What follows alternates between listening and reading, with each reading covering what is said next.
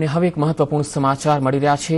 માનવતા મરી પરવારી છે। ઇજાગ્રસ્ત યુવક અડધો કલાક રોડ પર રઝળતો રહ્યો।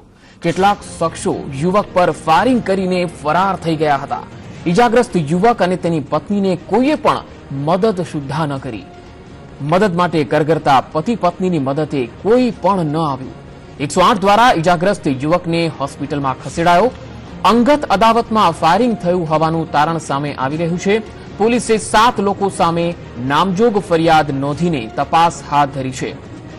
આ ઘટના સુરેન્દ્રનગરની છે, જ્યાં એક પતિ પત્ની પર હુમલો થયો, ફાયરિંગ કરવામાં આવ્યું, પરંતુ તેઓ જે ઇજાગ્રસ્ત હાલતમાં રોડ પર રઝળતા હતા, પરંતુ કોઈએ તેમની મદદ ન કરી। જોકે આ જે હુમલો છે તે અંગત અદાવતમાં થયો હોવાનું સામે આવ્યું છે। આખરે 108 દ્વારા બંનેને હોસ્પિટલમાં લઈ જવાયો છે।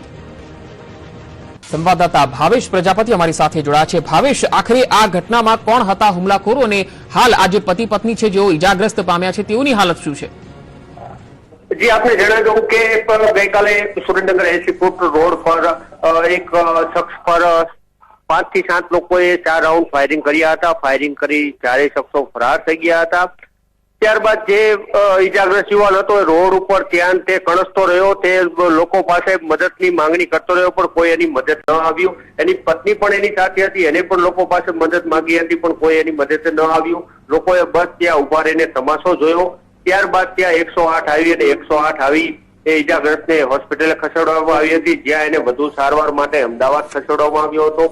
હાલ પોલીસે ઘટનાની જાણ થતા પોલીસ પણ ઘટના સ્થળે પહોંચી હતી અને 7 લોકો સામે નામજોગ ફરિયાદ દાખલ કરી હાલ પોલીસે તપાસ હાથ ધરી છે અને ફાયરિંગનું શું મૂળ કારણ છે ત્યાં સુધી પહોંચવા માટે પોલીસ હાલ મથામણ કરી રહી છે। જી, આભાર માહિતી આપવા માટે ભાવેશ।